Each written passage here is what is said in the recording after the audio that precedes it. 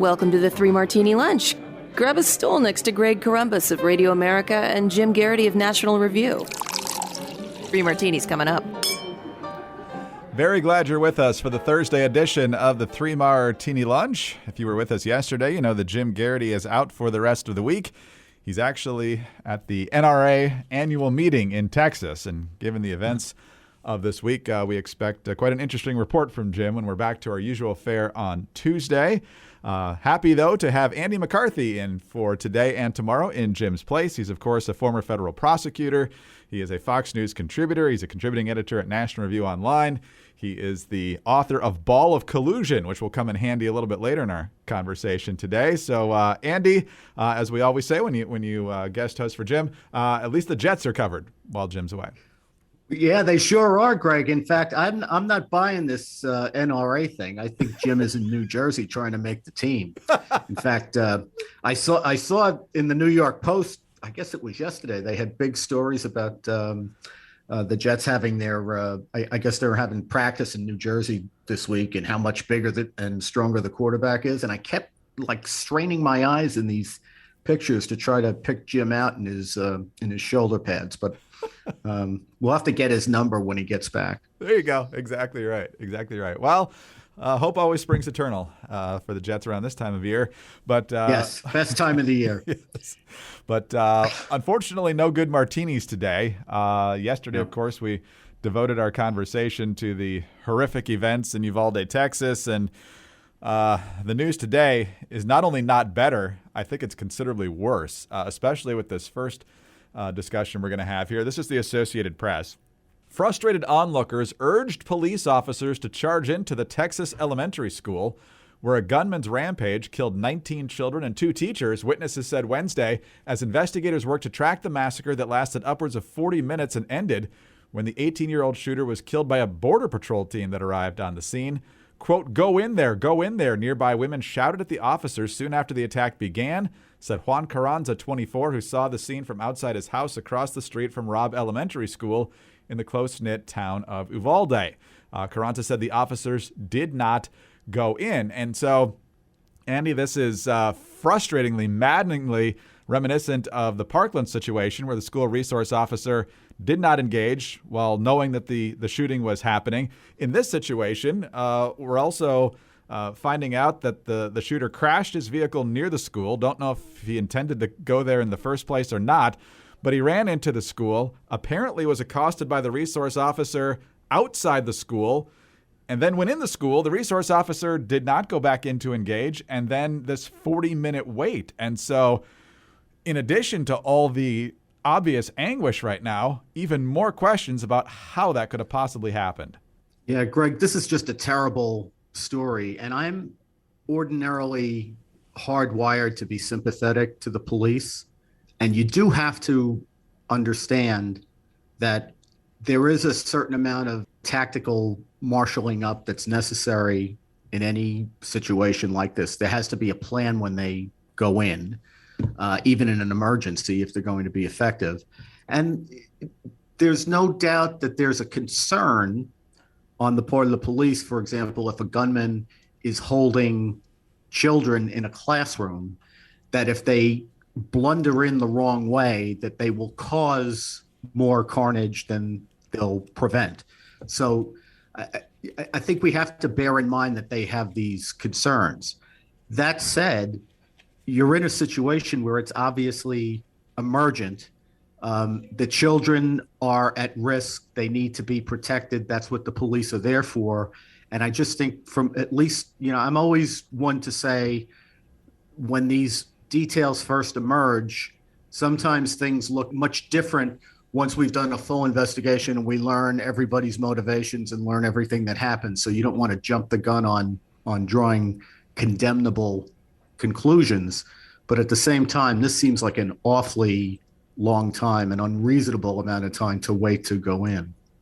Andy, as a prosecutor, obviously you work with law enforcement, federal probably, mostly in your time as a U.S. attorney. But in this situation, you mentioned that they need time to marshal up. But what is the appropriate time? This is a fairly small town. I mean, the police who showed up were there for a long time. At what point do you just say there are fourth graders getting slaughtered in there? We have to do something. Yeah, pretty quick. It's not, Greg, so much a matter of how big or small the town is. It's just what the tactical challenge of the facility is. So, you could be in a very small town, but they could be in a very challenging environment as far as the layout of the building is concerned. And by contrast, they could be in a large city and have a pretty easy way into a facility. So it's there's no blueprint that works in every situation. But I have worked over the years, especially over my last years as a prosecutor, with federal and state task forces, both in gangs, drugs, terrorism. And the thing about it is those units train precisely so that you don't have to have a lot of deliberation when an event happens. The idea is that all that kind of sorting out, what do we do now, is supposed to happen on the basis of the training that they've done before the incident takes place. So it is disturbing to find a situation where it looks like they weren't really, at least from what we're hearing now, it looks like they weren't really particularly prepared and they didn't have a good plan going in of what to do. And, obviously, as you point out, you have children being mowed down. Standing outside talking about it at a certain point doesn't make any sense. You have to go in and take action. And I'm, again, fully appreciative of the idea that they were concerned not to make matters worse. But at a certain point, when the shooting is underway, you can't worry about that anymore. You have to go in and take action. And if they didn't have a plan ready to go, I mean, sadly, we've had enough of these where you would think, and as you said, a lot of these law enforcement agencies have done training in these situations, so there should be a plan. You might need to tweak it a bit depending on where you think the situation is happening in the building, but just the idea that you wouldn't have a plan is maddening as well. Yeah, but Greg, us sitting here taking this in, I mean, I'm in Chicago today. I'm usually in New Jersey, New York area. It may seem to us reading the coverage that, my God, these things happen all the time. But they really don't happen all the time. And we have like 1 million little towns in America, and you never think it's going to be your town. In Uvalde, Texas, they didn't think because there was something at Parkland in Florida that it was going to happen to them. So I think you have to separate out what our perception as consumers of this news is versus how much any one particular community in America feels like they're vulnerable to this. And I heard I was on doing a Fox hit this morning, and Karl Rove was on before I was speaking about the shooting, and he said something that hadn't really dawned on me in a long time, but it's absolutely true. And that is that the culture in a place like Uvalde is very different from, New York City or Chicago or San Francisco. And I had this experience myself when I ran a satellite U.S. attorney's office. I had been a prosecutor in the Manhattan U.S. attorney's office for a number of years. And the last 5 years, I ran the satellite U.S. attorney's office in upstate New York. And it was like day and night in terms of what the culture was with respect to guns. And there was not this, this anxiety about guns. There was not hostility to guns.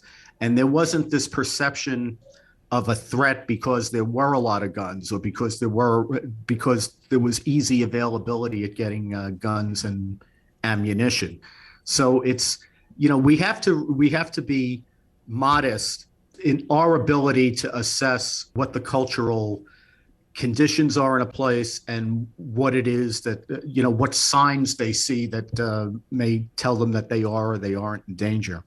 Hopefully everyone around the country now knows that it can happen there. If it can happen in a small town like that, it can happen absolutely anywhere. So just heartbreaking on even more levels as a result of that news. Hard to transition to an ad after that, but we are grateful for our sponsors, and one of our most loyal ones is the XChair. Many of us spend more time every day in our office chair than in our cars or even in our beds.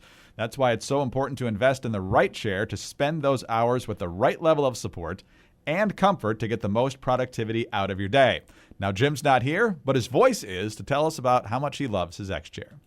XChair has made my time at my desk not only more productive, it's honestly my favorite place to sit for any reason.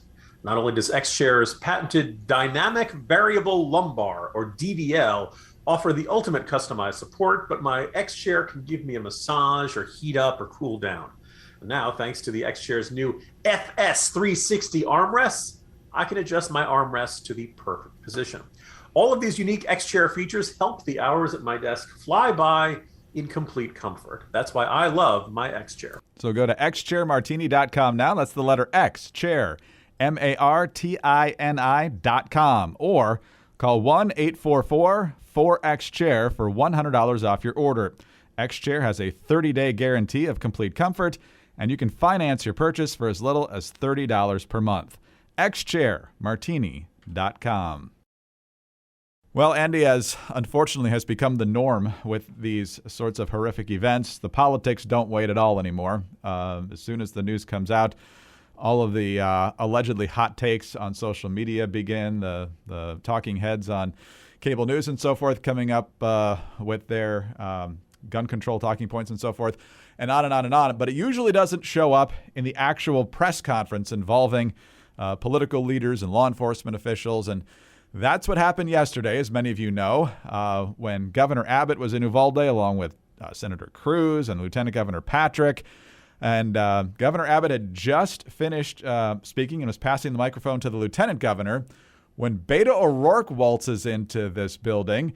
And Patrick tries to cut him off. Cruz tries to cut him off. But it's the Uvalde mayor whose response is probably the one we're going to remember. Here's how that unfolded. Excuse me. Excuse me. Excuse me. Sit down. You're out of line and an embarrassment. Was after El Paso. Sit down and don't blame yourself. The next shooting is right now, and you are doing nothing. No, you're operating he needs to get his ass out of here. You This said is this the is place not to talk this predictable. over. This is totally predictable when you Sir, choose you're out of not to line. do anything. Sir, you are out of line. Sir, you are out of line. Please leave this auditorium. So you need to exit. I can't believe you're a sick son of a bitch that would come to a deal like this to make a political issue. So, Andy, of course, Beto was lauded on the left-leaning cable channels for that. Had the party situation been different, of course, he would have been villainized for it. Jim and I don't genuinely think that highly, of course, of Beto O'Rourke, but we did notice that as he tried to become Texas governor, and he is the Democratic nominee, of course, that he said, unlike his 2020 presidential campaign, where he did want to take our AR-15s and the AK-47s, that he wasn't going after the guns, and apparently he's changed his mind yet again based on the circumstances. So what do you make of people like him injecting themselves into situations like this? Greg, I'm just so glad that Donald Trump is gone so that we're back to having norms in our politics that everybody respects and abides by. I mean, it's mind-boggling to me that that he would think it was a good idea to make what is obviously nakedly a political gesture, political statement, in the middle of officials trying to deal with an atrocity. Under circumstances where you have a community that's feeling very vulnerable, and they're waiting for their government not only to take action, but to report to them on what happened and what's being done to make sure that it doesn't happen again. You know, we're supposed to have a situation where, like, our politics takes place in one sphere and the day-to-day governance takes place in another, where the politics minimally at most interferes with it.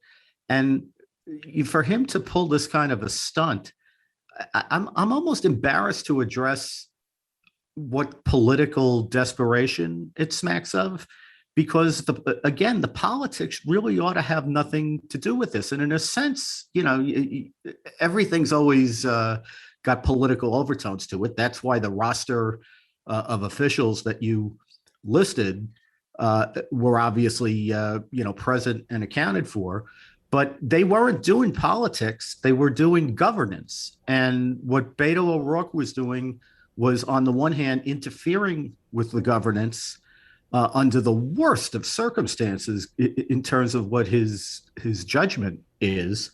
And I think also exhibiting that he's not the kind of person you want to put in that kind of a position. If he thought that that was an appropriate place and time to pull the kind of stunt that he pulled, then I think he's got no business in government. No, it's well said. During your time as a prosecutor, I assume you dealt with people who were focused on governance and others who were focused on politics. How much harder did that make your job when they weren't focused on the governance? Well, to go back to Trump again, I mean, I'm kidding when I say that his leaving means that we're back to having norms, because I think, it's been obvious all along that the left are the ones that are completely undermining our norms. Trump stands out because he's the rare figure who's pegged on the political right, who engages in that kind of stuff. But, in almost every particular, you're seeing progressives knock down the norms of this government and society. And that's, a big part of what their objective is. You can't radically transform the society while maintaining its norms, right? So as far as, the politics interfering with the governance, there's nothing worse for prosecutors, and I would extend this to police as well, for the political preening to take place in the middle of when you're trying to do an investigation and engage in a search for the truth.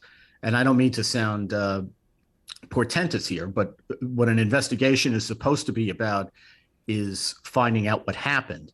And the interesting thing to me on that score with respect to the left is that, the new theme from that side of the aisle seems to be that, there was a time when at least we could all agree on a set of facts, and we could argue about what the facts meant, but at least there was a commitment to trying to agree on what reality was, and then you could make whatever political arguments about reality that you wanted to.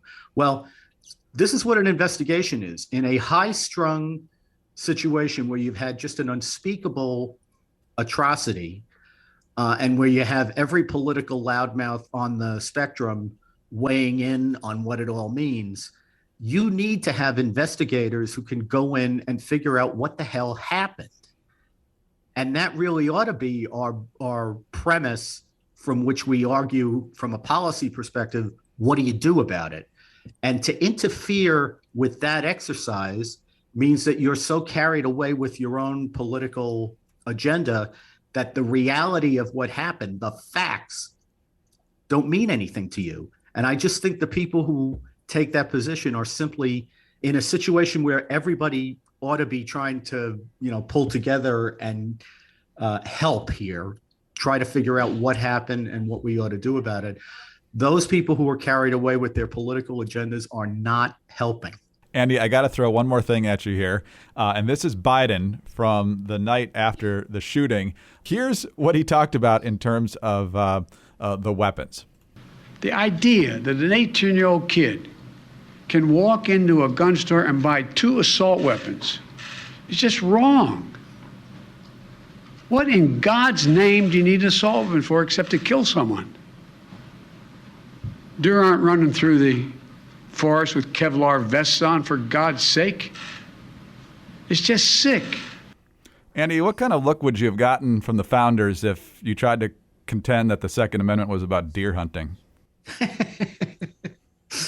Probably the same kind of look you'd have gotten from Justice Scalia if you gave that explanation to him in the Supreme Court case where he, famously issued the Second Amendment opinion. Biden This is not really surprising because this is one of the things that Biden's been wrong about for 40 years. So it'd be difficult to quantify the number of times. Actually, he sounded more, even though what he was saying was gibberish, he sounded more coherent and compelling saying that than he sounds when he says most things, because he's repeated it so many times over the last half century. It's the same nonsense he says every single time something like this comes up. I mean, I don't know for the life of me, Greg, what an assault weapon is. I mean, the purpose of a gun is to assault. So I don't, to call it an assault weapon.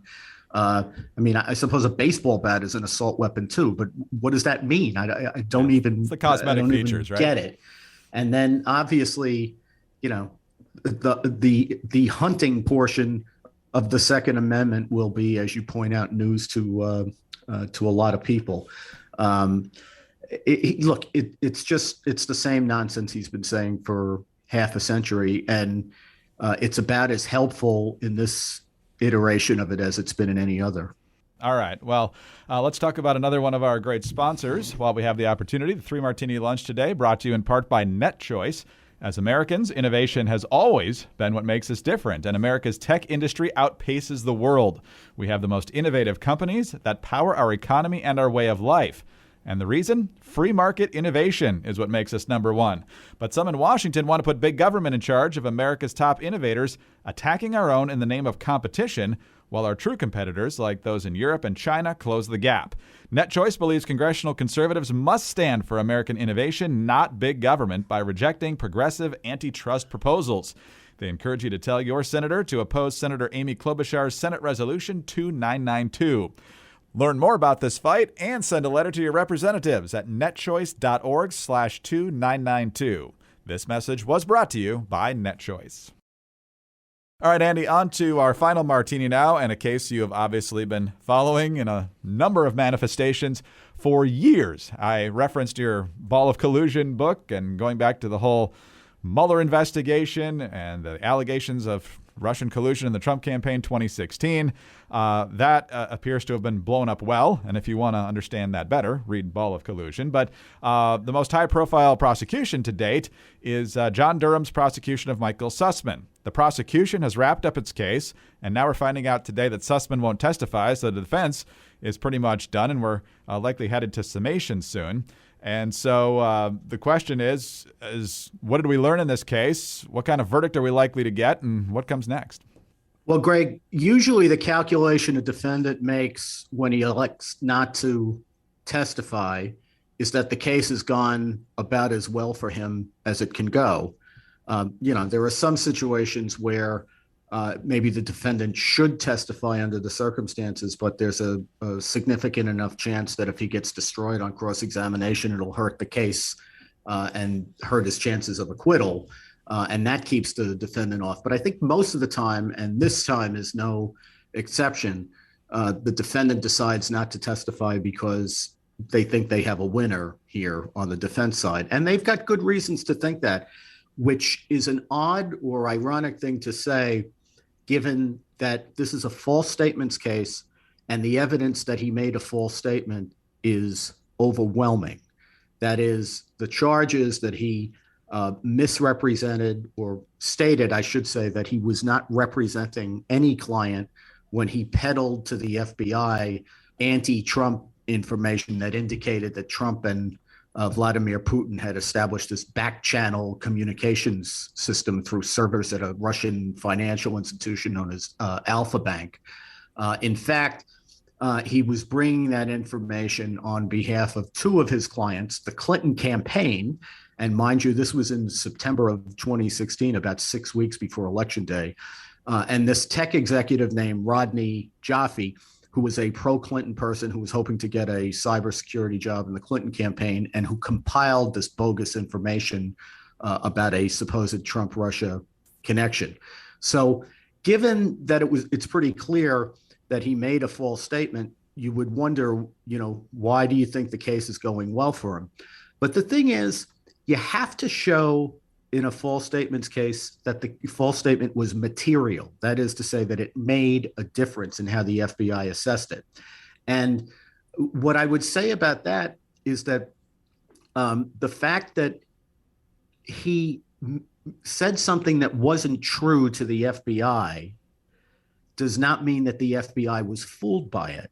And the weakness of Durham's case has always been here that he portrays the FBI as if they were an innocent dupe in all of this, when there in fact is abundant evidence that they were fully aware of the fact that they were taking partisan political information from somebody who was a high-level Democratic operative.